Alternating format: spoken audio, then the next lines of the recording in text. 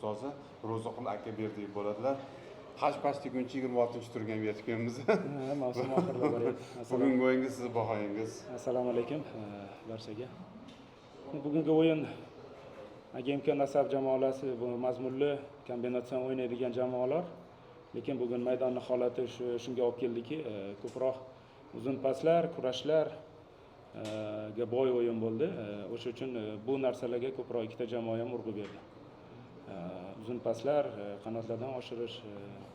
Shunga qaramasdan ikki jamoaga ham menimcha bugun juda ham ko'p vaziyatlar bo'ldi.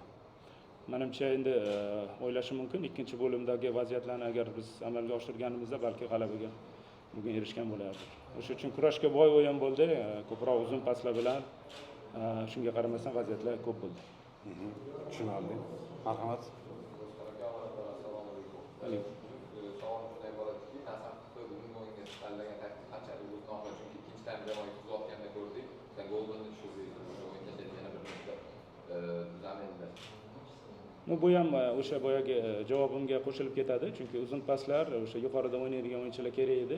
Biz bundan oldingi o'yinlarda ham bilasizlar, gol bilan hujumga tushirganmiz, naf bergan joylari bor, o'sha uchun buni qaror qildik. Biz to'g'risi kecha AGMK maydonida mashg'ulot o'tkazmadik. Jamoamizni bugun o'z futbolini o'ynashga, o'sha texnik tarafdan yaxshi harakat qilishga biz tayyorlagan edik, lekin bugun kelib biz amin bo'ldikki, bugun faqat kurash bo'ladi, oldiga tepish bo'ladi, ko'proq standart vaziyatlarga e'tibor qaratiladigan fikrga kelib, o'sha uchun ba'zi bir joylarda o'zgarishlar qildik qarashimizga, bugungi bo'lgan o'yinga. Marhamat. Endi Ro'zqulga shu bugungi ochko yo'qotishdan keyin ko'pchilik aytyaptiki, endi Neft chempion bo'lib ketishi mumkin. Bu yog'iga umumiy fikrga qarab qarang, chunki 5 ta to'p qoldi baribir. 4 ta qoldi bu yog'iga, 4 ta qoldi. 5 ta edi bugun. Fikrlar ko'p bo'ladi, har kim o'z fikrini gapiraveradi-yu, lekin mavsumning oxiri ko'rsatadi kim chempion bo'lishini. Chunki lekin ko'pchilik fikr bildiryapti, Neftchiga ko'proq baho beryapti-yu, lekin biz qarab turmaymiz. Biz yaqinmiz, biz mag'lubiyatsiz kelyapmiz anchadan beri. Biz chempionlikka loyiqmiz. Bunga albatta bor kuchimiz bilan harakat qilamiz. Neftchini qanchalik harakat qilayotganini siz axborot xodimlari ham yaxshi bilib turibsizlar. Menimcha agar Neftchi buni amalga oshirsa, o'sha ortdagi insonlar ko'proq qahramon bo'ladi shekilli. Men tushundinglar. Bu endi o'sha uchun agar Neft chempion bo'lsa, qahramonlikni maydondan izlamanglar, maydonni orqasidan izlash kerak bo'ladi shekilli. Bu meni fikrim endi. Oxirgi savol bor, marhamat. Bu narsa bo'ladi. Ro'zqulga shu Nasaf 2 yildan beri xalqaro maydonda ishtirok etyapti. Bundan oldin ishtirok etib kelgan, lekin mana o'tgan shu haftadagi o'yinni ham ko'rdikki, afsuski Nasaf bilmayman.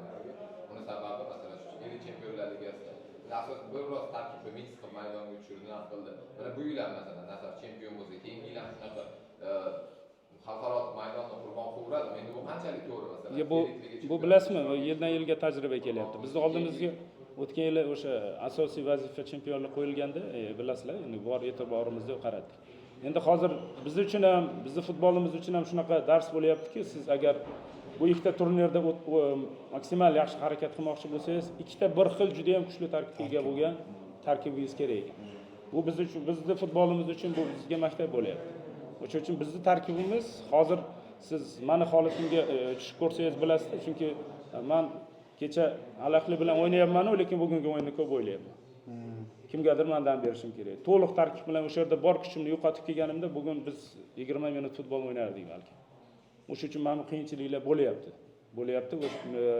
Lekin bu ochiq o'zlaringga ham ayon bo'lyapti va ko'proq e'tiborimizni chempionatga qaratganmiz. Tushunarli. Oxirgisi. Ro'zqul aka to'g'ri. Osiyoning eng kuchli jamoalari bilan tarkib bo'yicha bunaqa kurashga iloji yo'q. Xo'p, lekin Nasaf shu nima endi transferlarni sal tarkibni kuchaytirishga nima qilish kerak deb o'ylaysiz? Yoki endi ko'p yetib kelasiz bilamiz. Bizda hech kim sotib olmaydi, bizda faqat svobodniy guruh keladi. Muammo nimada? Nasaf o'zining tarkibini qanday kuchaytirish mumkin? Endi masalan, Varabeyga o'xshab, Varabey ham joyini qilib olmas, просто ikkinchi darvozabon o'ynayapti. Men bunaqa bo'lishi ham mumkin emas, faqatgina biz bu o'yinchiga ham qachondir imkon berishimiz kerak edi, o'sha kuni imkon berdik, yana bir bor uni imkoniyatini chamalab oldik. O'sha uchun bu turnirda xatolar bilan ko'p o'ynayapmiz. Lekin darajasini o'zlaring ham ko'ryapsizlar qanchalik yuqoriligini bu elita chempionatdagi. O'sha uchun bir narsaga borib taqaladi. Qaysidir jamoamiz o'sha joyda o'ynamoqchi bo'lsa, значит byudjet kattaroq bo'lishi kerak. O'sha darajaga, talabga javob beradigan o'yinchilar kerak bo'ladi. Usiz iloji yo'q. O'siz iloji yo'q.